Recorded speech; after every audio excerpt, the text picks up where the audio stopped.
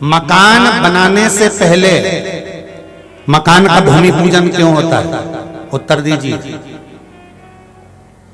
बोलो रे भाई। दुकान बनाने से पहले, मकान बनाने से पहले, मंदिर जहां बनता है उस मंदिर का भूमि पूजन, दुकान जहां बनती है उस दुकान का भूमि पूजन, मकान जहां बनता है उस मकान का भूमि पूजन क्यों किया जाता है? किस लिए करते हैं? ओम शिव महापुराण की कथा कह रही है सागर से कि जिस भूमि पर मंदिर बन रहा है, जिस भूमि पर मकान बन रहा है, जिस भूमि पर दुकान बन रही है, जिस भूमि पर कथा होना है, जिस भूमि पर यज्ञ होना है, जिस भूमि पर सत्संग होना है, उस भूमि का भूमि पूजन, ध्वजारोहण इसलिए किया जाता है कि उस भूमि पर भगवान का निवास होने वाला है। तो भूमि पूजन के माध्यम से सारे देवी देवताओं को आवाहन कर कर उस भूमि को दिखाया जाता है कि यहाँ पर आपको इतनी तारीख से इतनी तारीख तक आकर विराजमान होना है। अब यहाँ आपका वास होने वाला है, आपका निवास होने वाला है। आप इस भूमि पर कृपा बनाए रखना जिससे यहाँ मकान जल्दी बन जाए, दुकान जल्दी बन जाए, शीघ्र कथा हो जाए, यज्ञ हो जाए, मंदिर बन जाए। इस भूमि को आप आकर संभाल लेना।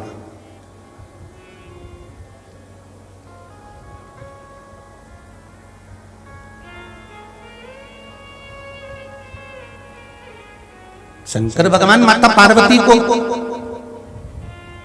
जिस जगह पर 12 ज्योतिर्लिंग का निर्माण होगा, जिस भूमि पर भगवान शंकर 12 ज्योतिर्लिंग के रूप में विराजमान होंगे, सोमनाथ हुआ, मल्लिकार्जुन हुआ, भीमाशंकर हुआ, त्र्यंबकेश्वर हुआ, ओमकारेश्वर हुआ, महाकाल हुआ, रामेश्वर हुआ, विश्वनाथ हुए, वैद्यनाथ हुए, नागेश्वर हुए, केदार हुए, दारुक हुए, जहां जहां पर मेरे भगवान शंकर विराजमान होंगे, भगवान शंकर माता पार्वती को लेकर उन 12 ज्योतिर्लिंग की भूमि को नमन करने के लिए पहुंचे।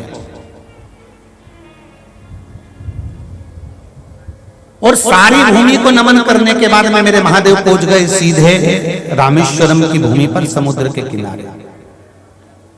तब पार्वती मैया ने यहां पर एक प्रश्न खड़ा कर दिया है शिव जी के सामने।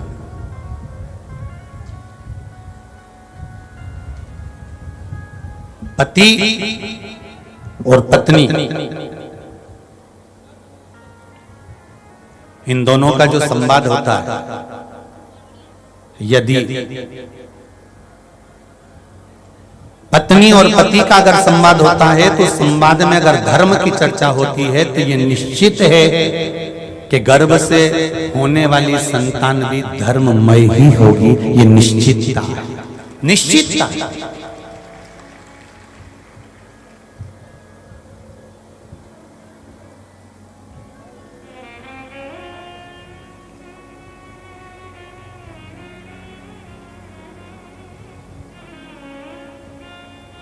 महाराज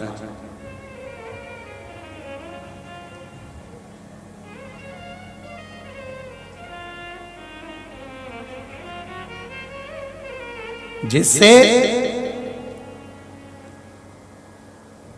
एक तेज हवा चलती है तो वो चली हुई हवा मौसम बदल देती है। गर्मी पड़ रही हो, ठंडक ला देती है। कई बार ऐसी हवा चलती है कि पानी को खींचकर पानी बरसा देती है।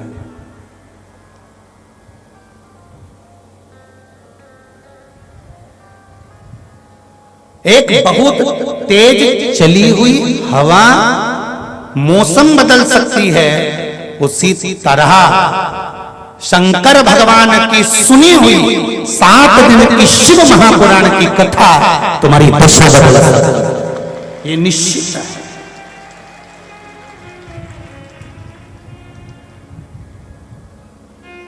हवा मौसम बदलने का बल रखती है और शिव महापुराण की कथा तुम्हारी दशा बदलने का बल रखती है। ये शंकर की वो कथा है जो तुम्हारी जिंदगी को बदलने का क्रम कर सकती है। और क्यों ना बदले?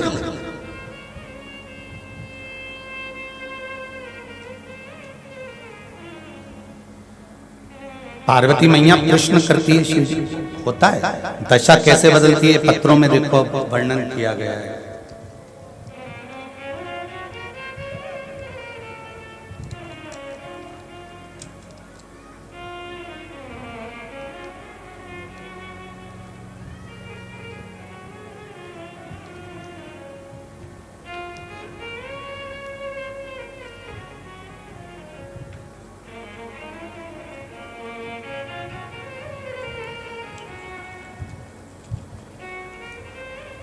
मेरी 7 साल की बेटी ने ये उपाय किया है गुरुजी।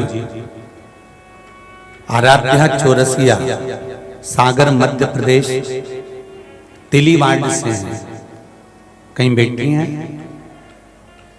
तो हाथ उठाया।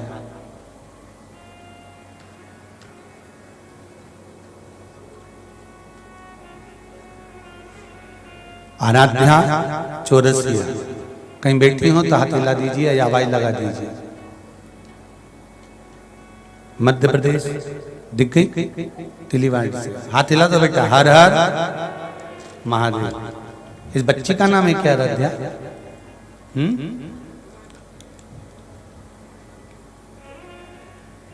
गुरुजी 2 साल से कान के ऊपर वाले हिस्से में गांठ हो गई थी। डॉक्टर ने ऑपरेशन के लिए बोला था। जिस पत्र को हम पढ़ रहे हैं, यह पत्र आस्था चैनल पर भी पढ़ाया जाता है, जिससे आपको ज्ञात हो कि पत्र आपने भेजा है और यह पत्र है जिसने लिखा वो सामने है। डॉक्टर ने ऑपरेशन के लिए बोला था, ऑपरेशन कराना पड़ेगा बेहोश करके, लेकिन हम लोग ऑपरेशन नहीं करवाए। बाबा की ऐसी कृपा रही कि शिव महापुराण सुनी, आपके द्वारा बताए अनुसार उपाय किया। 1 लोटा जल, 1 चावल का दाना, 1 धतूरा रोज शिवजी को बेटी ने खुद चढ़ाना शुरू किया। कम से कम 1 महीने में गांठ बिल्कुल ठीक हो गई। जनवरी के माह में उपाय किया, जनवरी में ही बाबा की कृपा हो गई और दवा खाना भी बंद हो गई और डॉक्टर ने कह दिया अब इसको गांठ नहीं है। बहुत बहुत साधुवाद। मेरा देवाधिदेव महादेव को आपने गुड़िया 7 साल की आपकी उम्र है और अपने दिल से शिवजी को 1 लोटा जल चढ़ाया है बाबू।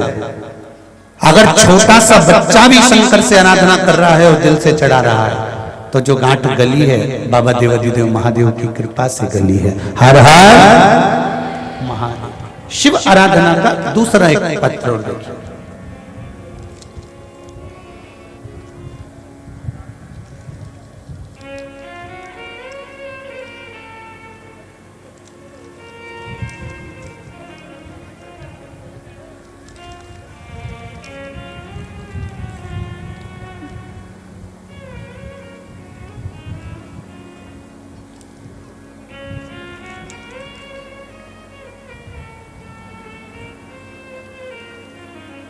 मैं सोना नामदेव, ग्राम सीहोरा, जिला सागर की रहने वाली हूँ। सोना जी नामदेव कहीं बैठी हो तो हाथ उठाइएगा। आप ही हैं? दोनों हाथ हिला दीजिए। हर हर महादेव।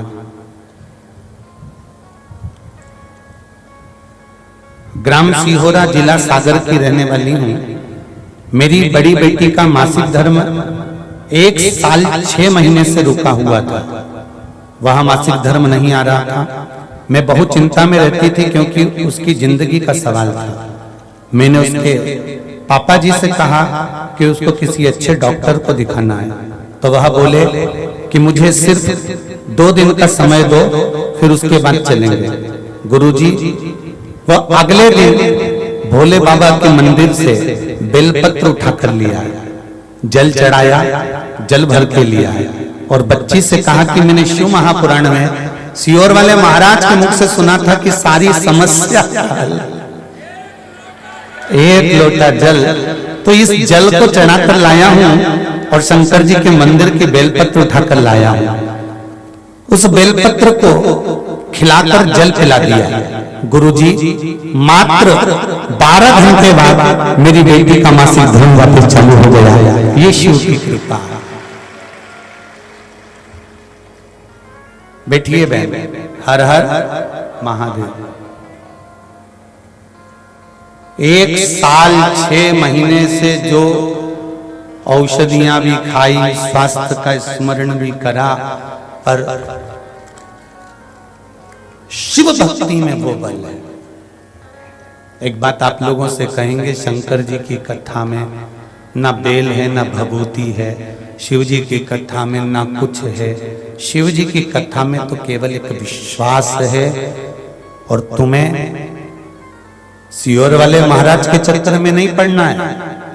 ना तुमको सियोर वाले महाराज के आगे पीछे घूमना है, ना सियोर वाला महाराज तुमको कुछ देगा, ना हमको ज्योतिषी आती है, ना मंत्र आता है, ना तंत्र आता है, ना साधना आती है। हम तो केवल इतना जानते हैं कि शंकर पर अगर विश्वास कर कर 1 लोटा जल चढ़ाकर बेलपत्री को शंकर जी से मांग कर कि बाबा ये तुम्हारी चढ़ी हुई बेलपत्र है, मैंने सुना है आप पर चढ़ी हुई वस्तु औषधि हो जाती है, मेरे स्वास्थ्य ठीक नहीं है, शरीर में गांठ पड़ गई है, शरीर में ये दुख है, घुटने में तकलीफ है, आप अपनी एक बेलपत्र औषधि बनाकर दे दीजिए, शिव जी से मांग कर लाओ, उसको प्रेम से खाओ, बाबा चाहेगा तो अमृत कर कर तुम्हारी जिंदगी को संभाल। हमें न तंत्र आता, न मंत्र आता, न साधना आती, हम तो केवल शंकर को जानते हैं और वो भी पूरा नहीं जानते। संसार में जो पैदा हुआ वो परमात्मा को कैसे जान सकता है?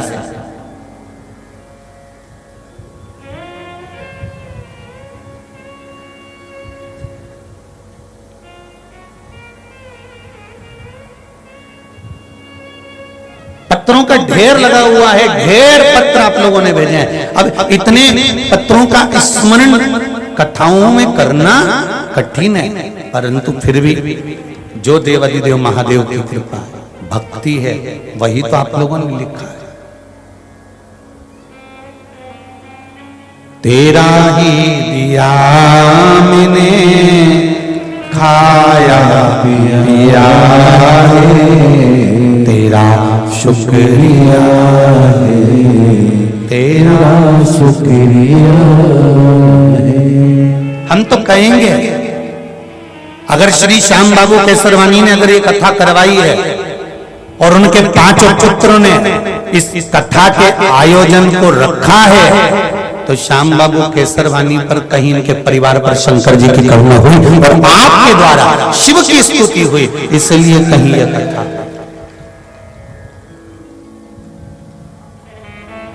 कहीं शिव की कृपा।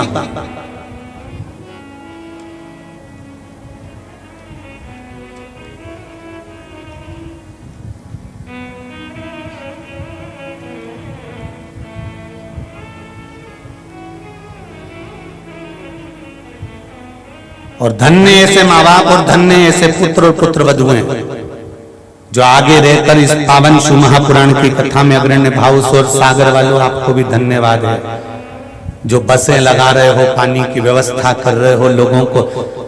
एक बार शिव महापुराण में जो तुम ये दान धर्म पुण्य कर रहे हो ना, जो जनता की सेवा कर रहे हो, इतनी भरचक गर्मी में आए हुए 3-3 पंडाल जो तुम भर के बैठे हो, इतने लोगों की जो व्यवस्था तुम कर रहे हो, इस व्यवस्था में अगर तुम्हारा 1 रुपया भी लग रहा है तो भगवान उसको लिख कर रखना है कॉपी में कि मैंने 10 रुपए का पानी पिलाया, कि 10 रुपए की चाय पिलाई, कि 10 रुपए का भोजन कराया, कि 10 रुपए का मैंने डीजल जलाया, भक्तों को ले जाने और लाने में मैंने इतना खर्च करा। तारीख, तिथि, दिन और वार लिख कर रखना और 3 महीने का इंतजार करना कि मेरे बाबा ने पलट पर 1000 गुना दिया गया। जब वो चोर को कुबेर बना सकता है मेरा देवाधिदेव महादेव, शंकर जी के मंदिर में चोर चोरी करने गया था, तन का कपड़ा उतार कर त्रिशूल में लपेट कर आग लगाकर उजाला कर कर देख रहा था चोरी का सामान। शंकर भगवान प्रसन्न होकर उस चोर को यदि कुबेर बना सकते हैं तो क्या शंकर जी की कथा में आप आने वाले भक्तों की व्यवस्था में जो लगे हुए हैं, क्या उनके लिए देवाधिदेव महादेव कुछ नहीं करेगा? शिव कृपा, शंकर की उदारता, शंकर की करुणा।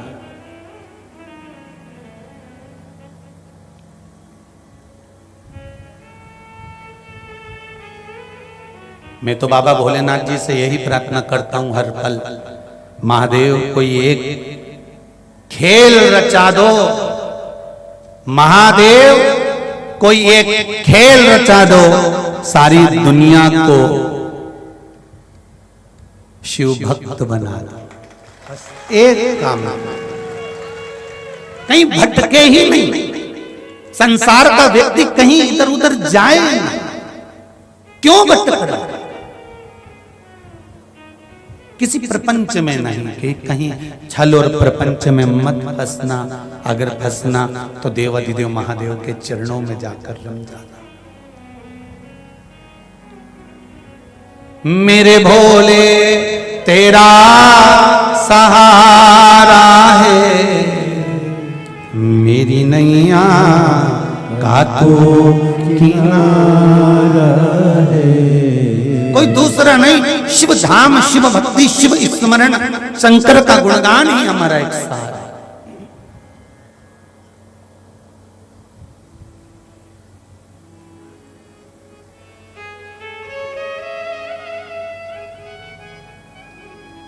पार्वती जी ने कृष्ण खड़ा कर दिया शिव जी के सामने। 12 ज्योतिर्लिंग की भूमि पर जहां शंकर भगवान का प्राकट्य होगा, जहां ज्योतिर्लिंग शिवलिंग जहां पर प्रकट होगा, ऐसे 12 ज्योतिर्लिंग की भूमि को घूमने के बाद उस भूमि पर पहुंचे हैं रामेश्वर धरा। कथा तो आप टीवी पर सुन लोगे,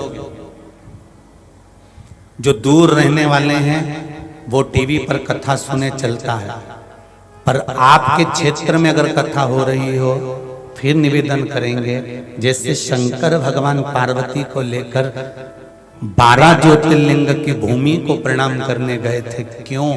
पार्वती जी ने पूछा कि यहाँ आने का फल क्या है।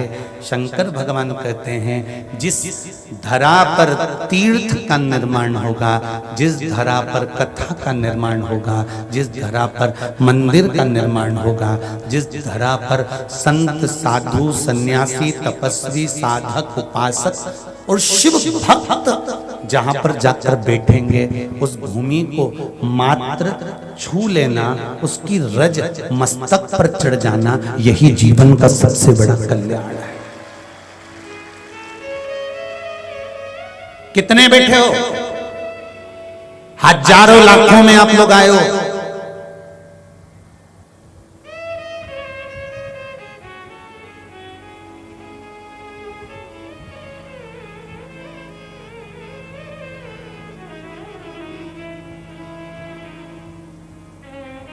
एक टेंट की, एक डूम की कैपेसिटी, कल केसरवानी जी बता रहे थे कि 70,000 आदमी की एक डूम की कैपेसिटी है, तो 2 और 3 और उससे अंदाजा लगा। अब इतनी संख्या में आप आए हो और इतनी संख्या में बैठकर आप शंकर का नाम ले रहे हो। प्रत्येक व्यक्ति एक साथ में एक जगह बैठकर श्री शिवाय नमस्तुभ्यम या नमः शिवाय या पंचाक्षर मंत्र या षडाक्षर मंत्र ओम नमः शिवाय, इतने सारे भक्त एक साथ शंकर का नाम लेते हैं। लेने के बाद जब वो चलते हैं, चलकर उनके पांव की धूल जब उड़ती है, सिर पर चढ़ती है, तो कितना भी पापी से पापी भी जीव होगा वो भी परमात्मा का भक्त बन जाता है।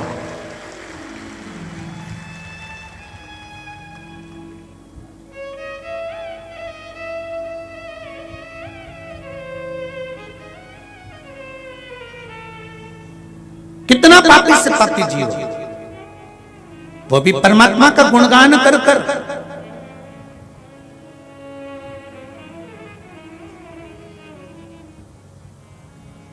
इस पंडाल के अंतर्गत से जब तुम निकल कर जाओ, अरे भगवान कृष्ण की कथा भागवत किस किसने सुनी है? जरा हाथ उठाओ तो।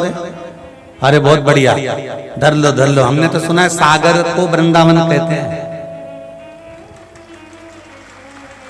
हमने तो सुना है सागर को वृंदावन कहते हैं। एक बिहारी जी का मंदिर वृंदावन में है तो दूसरा बिहारी जी का मंदिर हमारे सागर में है। एक राधा रमन लाल जी का मंदिर वृंदावन में तो है, तो एक राधा रमन लाल का मंदिर सागर में है। चिंतामन गणेश एक उज्जैन में है तो दूसरा चिंतामन गणेश सागर में है। भूतेश्वर अगर बैठा है उत्तराखंड की भूमि में तो एक भूतेश्वर मेरे सागर में है।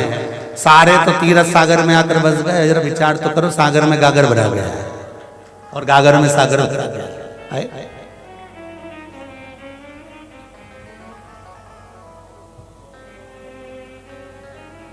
भागवत जी आपने सुनी है?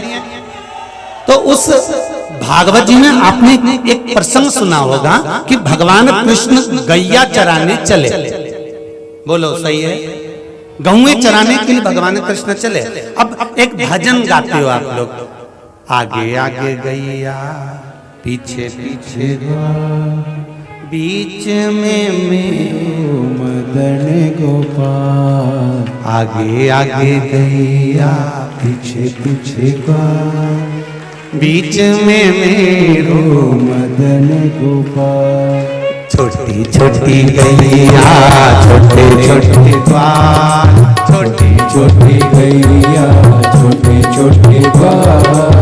छोटो सो मेरो मदन गोपाल, अरे छोटो सो मेरो मदन गोपाल। ये भजन आदरणीय परम पूज्य परम रसिक कथाकार मृदुल कृष्ण शास्त्री जी का है। बहुत प्रेम से गाया है उन्होंने इस भजन को, आप भी प्रेम से गाइए।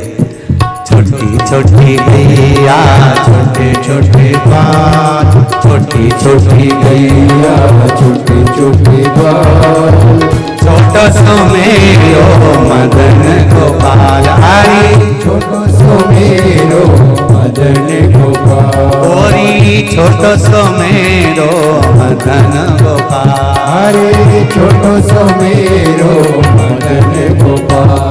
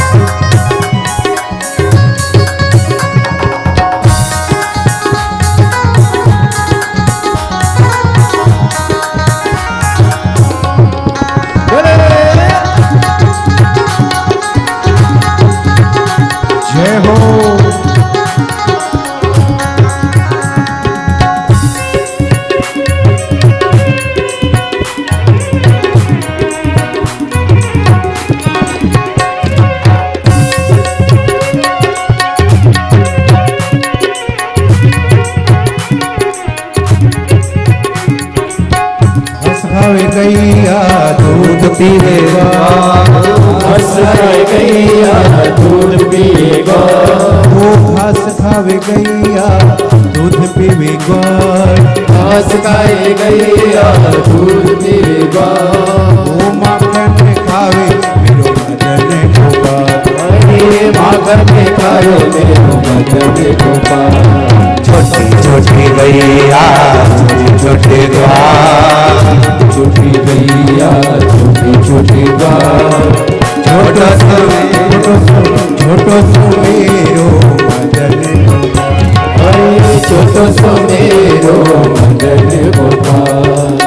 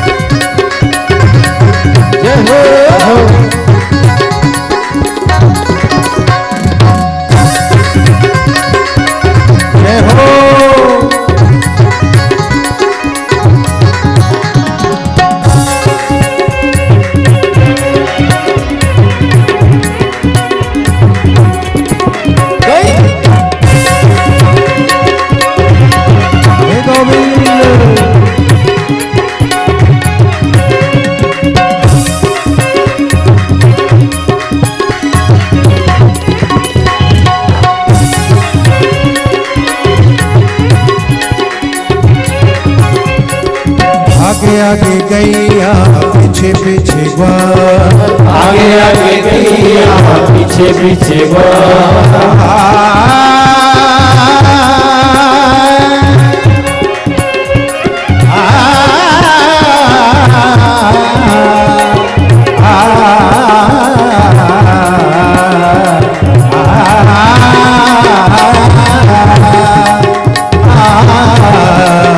आगे आगे गैया पीछे पीछे ग्वाल, आगे आगे गैया पीछे पीछे बीच में मेरो मदन गोपाल, हरे बीच में मेरो मदन गोपाल।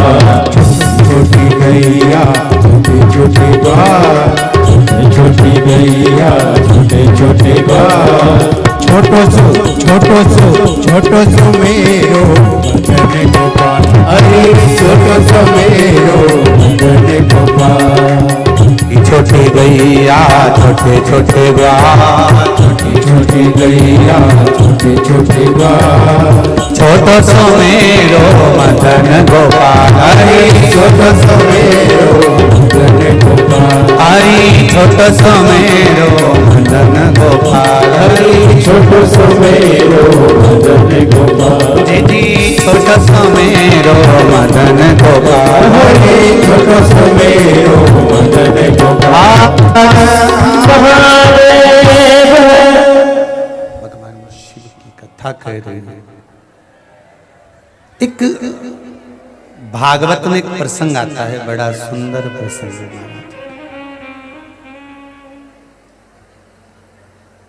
पहले सभी शिव महापुराण के मूल मंत्र का स्मरण करेंगे और अपने दिल की बात शिव जी से कहेंगे। श्री शिवाय नमस्तुभ्यं, श्री शिवाय नमस्तुभ्यं, श्री शिवाय नमस्तुभ्यं, श्री शिवाय नमस्तुभ्यं, श्री शिवाय नमस्तुभ्यं। अपने हृदय की बात बाबा से कहो, बाबा मेरे मन की मनोरथ पूर्ण करना। सुना है तेरी कथा में बैठ कर जो मांगा जाता है वो तू पूर्ण करता है, तेरी कृपा से मिला। भागवत में एक सार आता है कि आगे भगवान गाय को लेकर चल रहे हैं, पीछे भगवान कृष्ण चल रहे हैं।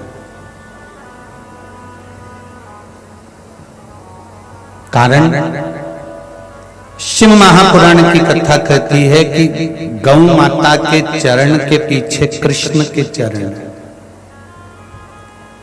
ये गाय चराने जा रहे हैं तब की बात, और जब चराकर वापिस आते हैं मेरे कृष्ण, तब कृष्ण पीछे नहीं रहते। भगवान कृष्ण बंसी बजाते हुए आगे चलते हैं और गाय बछड़े सब पीछे पीछे चले आते हैं। दोनों में क्या अंतर है कि जब मेरे ठाकुर, जब मेरे कृष्ण आगे आगे चलते जाते हैं और पीछे पीछे गाय बछड़े चलते जाते हैं, तो मेरे भगवान के चरण जो रज पर पड़ते हैं, धूल पर पड़ते हैं, भूमि पर पड़ते हैं, गाय के खुर के द्वारा वो धूल उड़ती है और उड़कर सारे वृक्षों पर, लताओं पर, पशु पर, पक्षी पर जमती है, तो उन लता पशु पक्षी का भी कल्याण हो जाता है उस भगवान के चरण की रज से। उसी तरह नजदीक में अगर शिव महापुराण की कथा हो तो ये भगवान से प्रार्थना करना कि मैं कैसे भी उस कथा तक पहुंच जाऊं। इतने शिव भक्त आएंगे, उनके चरण की रज जब मेरे मस्तक पर चढ़ेगी तो मेरा कल्याण तो वैसे ही हो जाएगा। वैसे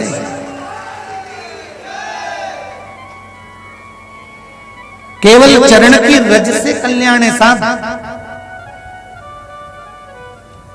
और जितने भी आए हो ना यहाँ पर कथा सुनकर जाओ ना, तुम्हारे शरीर पर अगर रज लग गई हो, धूल लग गई हो इस शिव महापुराण की, तो घर जाकर थोड़ी सी झड़ा देना।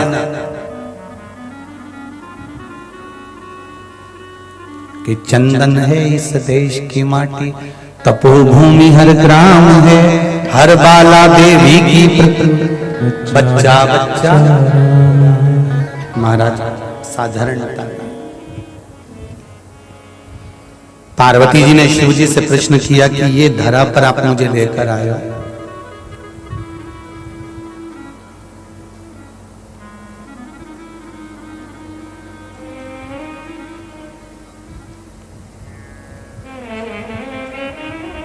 यहां कौन से शिवलिंग का निर्माण होगा? शंकर भगवान ने कहा, पार्वती जब मेरे राम जी के पिताजी भी चले गए होंगे, जब मेरे राम जी के राजपाट को छोड़कर मेरे राघव जी जब वन में आएंगे, पहुंचेंगे, पार्वती जब माता सीता भी उनके पास से चली गई होगी,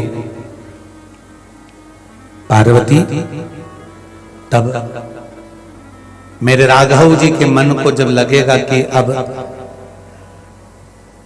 सब कुछ वापस प्राप्त करना है। देखिए मेरे राम जी की लीला, परमात्मा को क्या जरूरत थी कि बालू रेत का शिवलिंग बनाओ और उसकी पूजन करो? क्यों ब्राह्मण कहते हैं कि सावन के महीने में पार्थिव शिवलिंग का निर्माण कर लिया गया? क्यों बार बार हम शिव महापुराण में कहते हैं कि साल में 6 महीने में, 12 महीने में, 3 महीने में, 4 महीने में, 2 महीने में, 1 महीने में एक बार कम से कम पार्थिव शिवलिंग का निर्माण कर कर उसका पूजन करा करो? क्यों कहते हैं?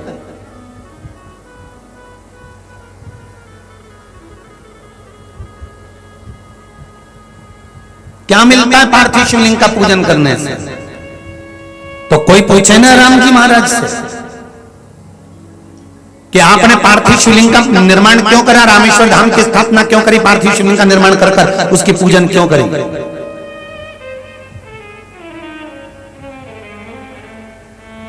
जब कोई मार्ग समझ में ना आए, कोई रास्ता ही ना मिले, दुख ही दुख पड़ते जा रहा है। दशरथ जी चले गए, वन में डोलना पड़ रहा है, सीता जी भी चली गई, दुख पर दुख, सामने कोई रास्ता नहीं दिख रहा समुद्र लांघने का, तकलीफ पर तकलीफ पड़ती चली जा रही है। तब राम जी ने विचार कर लिया, जब सब दूर से हताश हो जाओ तब एक शिवलिंग का निर्माण करो पार्थिव, उसकी पूजन करो और फिर उसका निर्माण कर पूजन कर कर उससे प्रार्थना करो। और मेरे राम जी ने वही किया। मेरे राघव जी ने शिवलिंग का निर्माण करा, पूजन करी, और उसका फल क्या मिला? सेतु भी बन गया, लंका भी पहुंच गए, रावण भी मर गया, सीता भी मिल गई, वापिस अयोध्या भी आ गए, राम राज्य वापिस छा गया और अवध के राजा राम बन भी गए, वापिस बन गए अवध के राजा।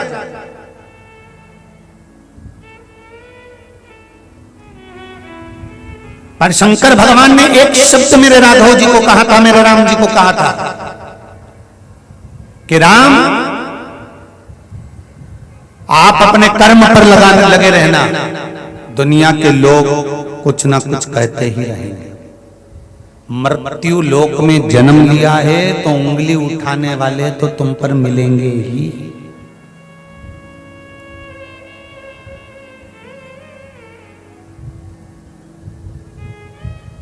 लोग भगवान को नहीं छोड़ते तो तुमको और हमको छोड़ेंगे?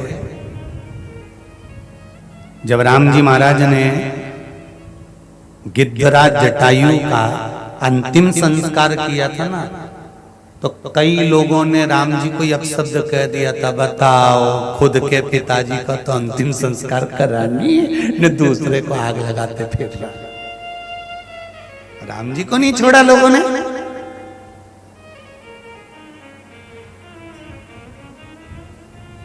इनके पिता राम राम कहकर प्राण त्यागते रहे, राम राम कहकर प्राण छोड़ते रहे, और अपने पिता का अंतिम संस्कार करने के लिए राम जी नहीं गए, और यहाँ जटायु का, पक्षी का अंतिम संस्कार कर रहे हैं। दुनिया के लोग कहने में पीछे नहीं हटेंगे, ताने देने वाले ताने देने में पीछे नहीं हटेंगे, उंगली उठाने वाले उंगली उठाने में पीछे नहीं हटेंगे। तुम एक काम करना, राम शिव की भक्ति से पीछे नहीं हटे, तुम भी शंकर की भक्ति से पीछे मत जाओ।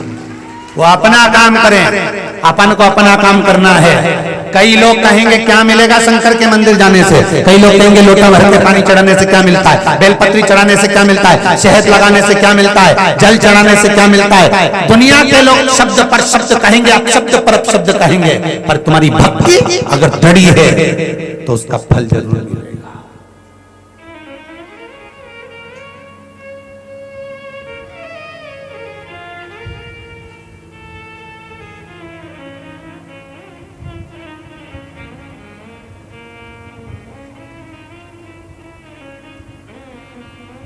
उंगली उठाने वाले उठाते रहेंगे, अपशब्द कहने वाले कहते रहेंगे। तुम अपनी भक्ति पर ध्यान दो, आप शिव भक्ति पर ध्यान दो।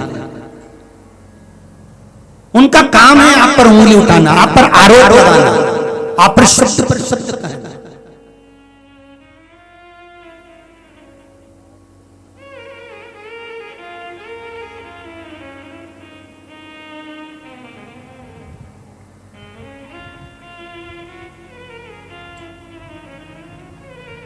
अभी अभी बीच में तो लोगों ने यहां तक कह दिया था, गुरुजी बताते हैं कि बेलपत्री पर शहद लगाकर चढ़ाकर जाओ तो बच्चा पास होता है, और गुरुजी कई बेटा फेल हो गया था।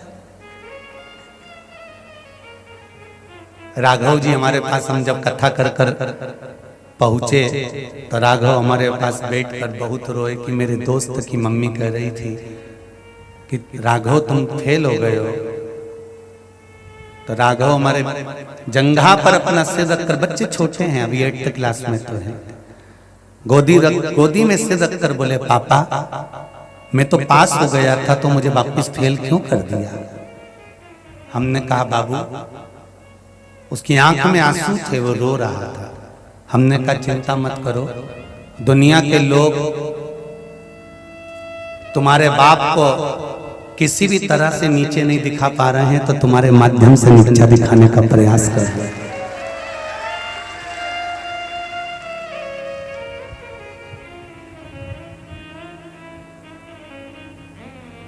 प्रमाण देने की जरूरत नहीं होती, प्रमाण तो मेरा शिव देता है। फिर भी जब समिति के लोग नहीं माने तो राघव की मार्कशीट व्हाट्सएप पे डलवाई कि भैया लोगों को मन में तो आए कि छोरा कब पास हो गया तो फेल का क्यों, गलत भाव प्रकट करना। राष्ट्र हित का कार्य करिए, सनातन धर्म को आगे बढ़ाने का प्रयास करिए।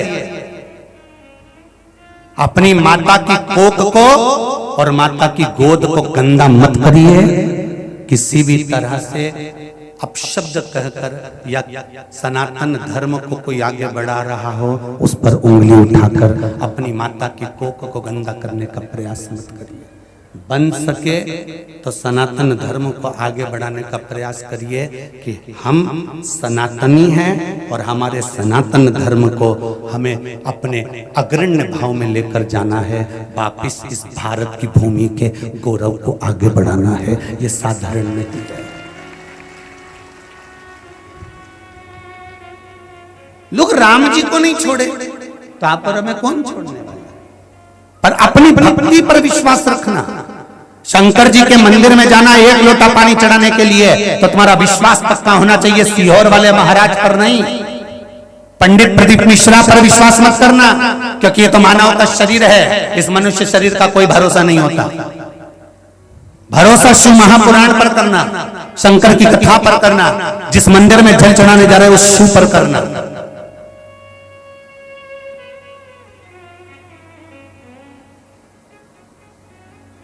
विश्वास शिव पर होना चाहिए। ये भरोसा करा, ये पत्र में आया, देखिए कितना सुंदर भाव लिखा है।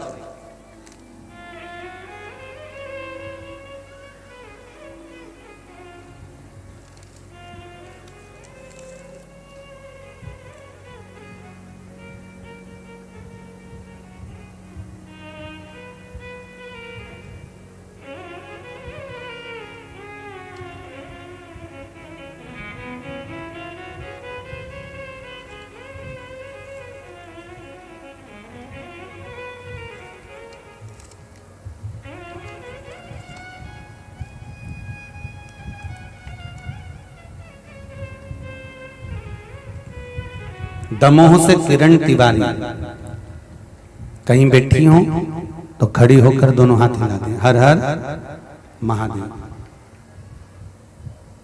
गुरुजी मेरी 2 बेटियां हैं, जिसमें से बड़ी बेटी जिसको जन्म से शुगर है, अभी वह 17 वर्ष की है। 500 शुगर रहती थी उसको, बड़ी तकलीफ थी गुरुदेव। जन्म से ही वो शुगर का मरीज है। सारे डॉक्टरों का इलाज चला, टेबलेट चली, औषधि चली, पर शुगर लेवल में नहीं आ रही थी। तब किसी ने कहा कि भोलेनाथ पर चढ़ी हुई एक बेलपत्र खिलाना प्रारंभ कर, 1 लोटा जल चढ़ाना प्रारंभ कर। बाबा की कृपा से अब वो 500 रहने वाली शुगर 250 पर आ गई है। ये शिव की कृपा है। बेटो बहन, हर हर महादेव। अब इसमें कोई सियोर वाले महाराज ने तुमको कुछ निकाल कर दे दिया कि कोई बूटी दे दी कि सियोर वाला महाराज को जड़ी जानकर घुमा के फेंक दे। ऐसा कहीं घुमा के फेंकने वाला हो तो सियोर वाले महाराज को भी बता देना, एक डंडा निकाल के कुबेरेश्वर बाबा का मंदिर जल्दी बनवा देंगे। कर्म तुम्हें करना पड़ेगा, मंदिर तक तुम्हें जाना पड़ेगा, 1 लोटा जल तुम्हें चढ़ाना पड़ेगा। एक पत्र और है, उसको भी सुन लीजिए।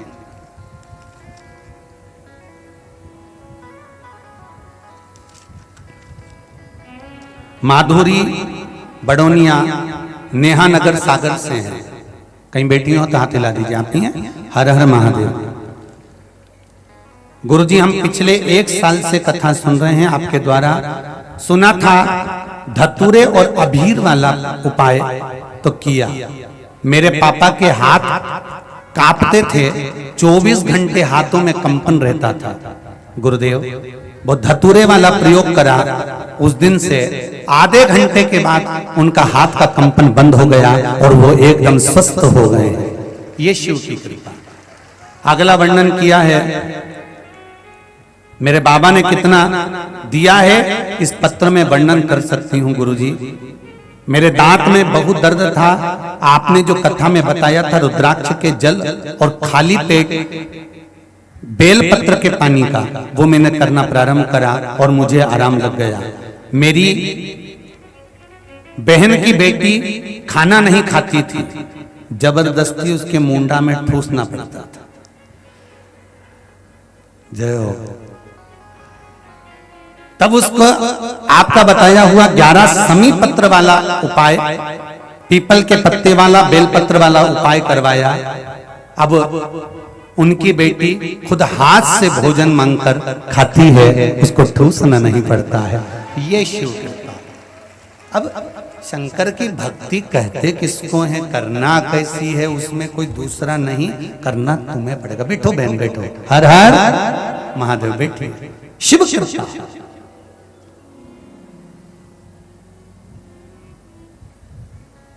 यहां करना आपको है, मंदिर आपको जाना है, बेलपत्र आपको चढ़ाना है, उसकी शरणागति में आपको जाना है, उसके द्वार आपको जाना है, उसकी चौखट पर आपको जाना है, उससे निवेदन आपको करना।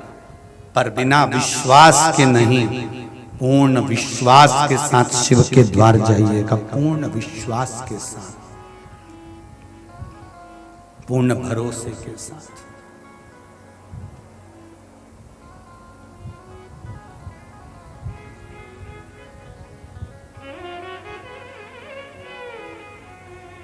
शंभो शरणे पड़े मांगू घड़ी घड़ी, दुख काटो दया करी निदर्शन।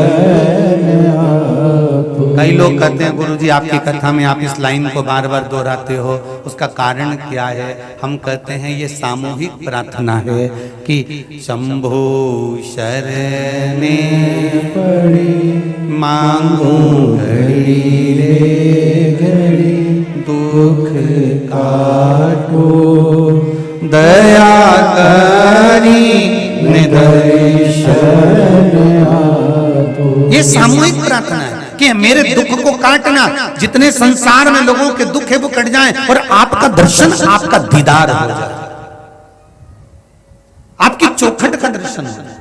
विश्वास की मूलता होती है तो परमात्मा मिलता जरूर है। पार्वती जी ने शिव जी से पूछा, 12 ज्योतिर्लिंग की भूमि को नमन कराने के बाद आप मुझे यहां लेकर आए हो, इस रामेश्वर धाम की धरा को दिखाने लाए हो, इस रामेश्वर धाम की धरा पर होना क्या है? शंकर भगवान ने कहा कि ये वो भूमि है जहां पर परमात्मा भगवान विष्णु स्वयं राम बनकर आएंगे और मेरा पूजन करेंगे और यहां रामेश्वर धाम की स्थापना होगी। यहां भगवान स्वयं आएंगे, स्वयं।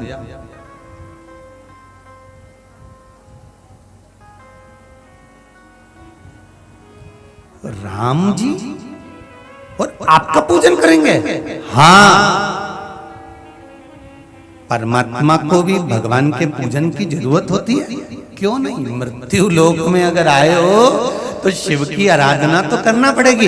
दुनिया के लोगों ने शंकर भगवान को नीचे दबा दिया था, दुनिया के लोगों ने शंकर भगवान को छुपा दिया था, सारे लोग ना जाने कहां कहां भटक रहे थे, भ्रम में पड़े हुए थे, यहाँ चले जाओ, वहां चले जाओ, वहां चले जाओ, वहां चले जाओ, सारी दुनिया में भटक रहे थे। कोई के हमारे धर्म में आ जाओ, कोई के हमारे धर्म में जाओ, कोई के यहाँ चले जाओ, कोई के वहां चले जाओ, सब भटक रहे थे।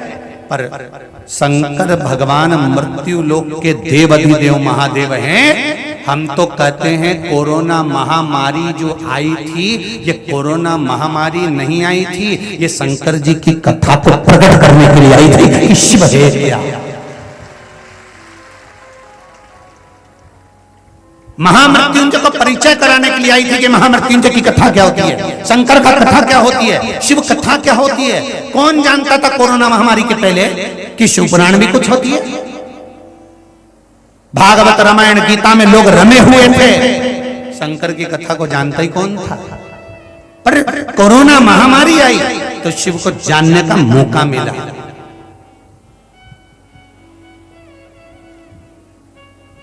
शंकर को पहचानने का मौका मिला, अपने करीबी को पहचानने का मौका मिला कि कौन अपना है, कौन पराया है।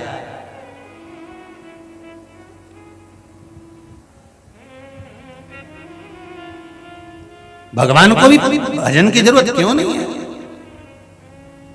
उनको भी करना। हाँ, कहते हैं ना,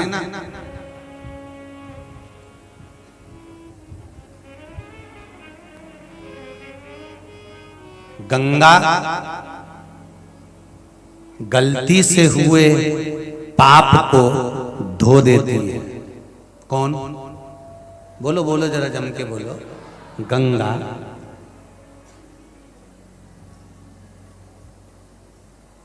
गंगा जी वही पाप धोती है जो गलती से हुआ है,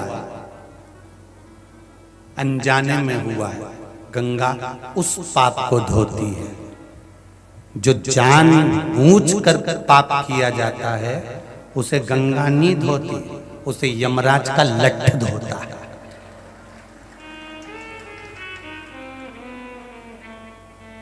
तुम जान कर कर किसी को परेशान करो, जान कर कर किसी का धन खा गए, जान कर कर तुमने किसी को कष्ट दिया, गंगा गलती से अनजाने में हुए पाप को गंगा का जल धोता है, पर जानबूझ कर किए हुए पाप को गंगा का जल नहीं धोता, उसे यम धोता है, उसे कोई दूसरा नहीं धोता।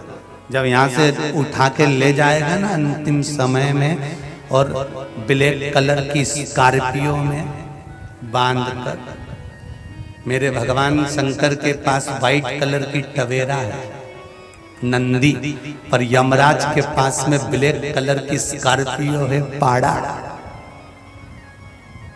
और उससे जो बांध कर ले जाएगा, धोते धोते ले जाएगा, और तुम चिल्लाती रह जाओगी मैंने कहीं बिगाड़ा, मैंने कहीं बिगाड़ा, मैंने क्या बिगाड़ा। मैं यमराज में तेरे हाथ जोड़ू, मुझे मत मार।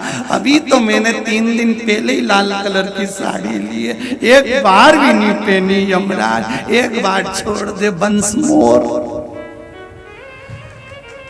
एक बार छोड़ दे मुझे वंश मोर, यमराज के चल रही लीला कि दोनों चल फेर दिया उन्हें धर के, तो लीला फिर चुप ही गई। मैं लाल कलर की साड़ी,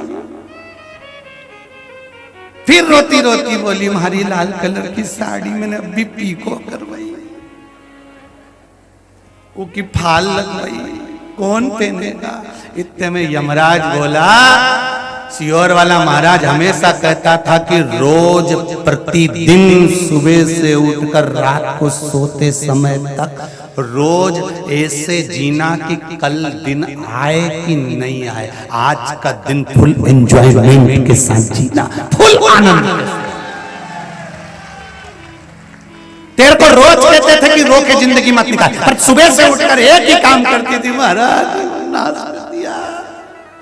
सुबह से उठे और रोने बैठ जाए, उसने ये कर दिया, उसने वो कर दिया, ये यूं हो गया, वो यूं हो गया, बहू ने इतनी रोटी फेंक दी, सब्जी फेंक दी, उन्हें ध्यान नहीं दिया, वो तो अमीर बाप की है, वो गरीब बाप की है, न उसका बाप ऐसा, न उसकी माता ऐसी। दिन भर कोसते कोसते कोसते कोसते सुबह से शाम निकाल दिया और जिंदगी खुद की नरक कर ली। अरे सुबह से तैयार होके खजूर वाली चोटी करके, पेंसिल से लाइन खींच के डब्बा भरती, आंखों को नीला पीला करके भगवान का भजन करती, तो भगवान भी कहते गजब लग रही लीला तुम्हें कहीं। पर पूरी जिंदगी रोने धोने में निकाल दी, उसने ये कर दिया, उसने वो कर दिया, उसने ये करा, उसने वो करा, वो ऐसी थी, वो वैसी थी। सुबह से लेकर रात तक रोती रही रोती रही रोती रही रोती रही, और रात किसने देखी, और आधी रात के सांस रुकी गई नहीं निपटी गई, तो कौन भरोसा जिंदगी का।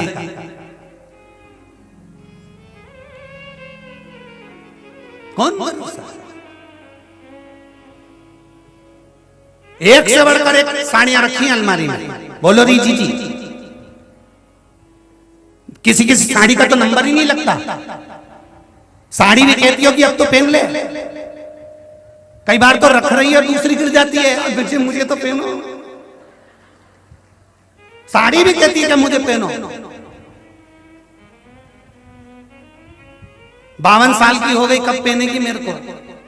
तेरे मामा जी ने दी थी, उस दिन से पीको करके धरी हूं, फैशन ही खत्म हो गया, अभी भी धरी हूं, पेन तो लो। साड़ी भी कह रही है, बार बार गिर के कह रही है, फिर बार बार हाथ में आई तो इसने पलंग पेटी में धर दिया, अब पेन ले। उन्हें पलंग पेटी में धर दी। दिवाली पे पलंग पेटी साफ करी तो उन्हें निकल के आ गई, हो राम इतनी बढ़िया धरी, मैंने तो पहनी ही नहीं। फिर निकाल के ऊपर धर ली, फिर पहनने वाली थी, सारी तैयारी हो गई।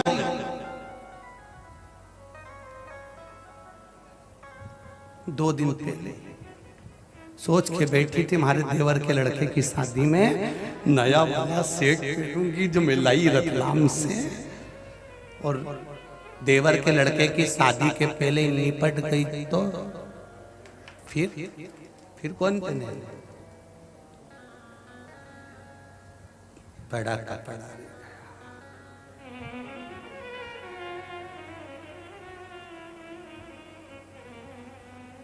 सब धरा रहे। पार्वती जी ने शिव जी से पूछा, ये भूमि पर राम जी को भी आपके शिवलिंग के पूजन की जरूरत है। शंकर भगवान ने कहा, सुनो पार्वती, आज मैं आपको एक शब्द कहता हूं, मृत्यु लोक में, संसार में, पृथ्वी पर अगर जन्म लिया है, हाँ तुम चंद्रमा पे जन्म लो या सूरज पे जन्म लो या मंगल में जन्म लो या तुम गुरु पे जन्म लो या जितने ग्रह उस पे जन्म लोगे तो तुम भले शंकर जी की पूजन करो मत करो, कोई मतलब नहीं। पर पृथ्वी पर भगवान शंकर कहते हैं अगर किसी का जन्म हुआ है, मृत्यु लोक में अगर कोई पैदा हुआ है, तो शिव जी कहते हैं उसको शंकर के शिवलिंग की अगर वो आराधना करेगा, मेरी आराधना करेगा, तो ये निश्चित है उसके सारे दुख काट कर मैं उसके सुख की घड़ी को उसके पालना करूंगा। वो मेरा भजन तो करे,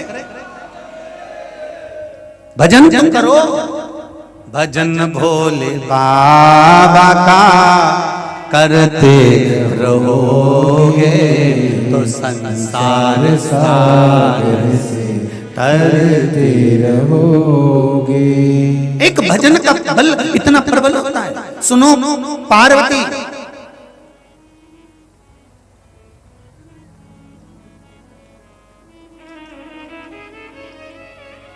सत्य के बल पर भगवान मिलता जरूर है।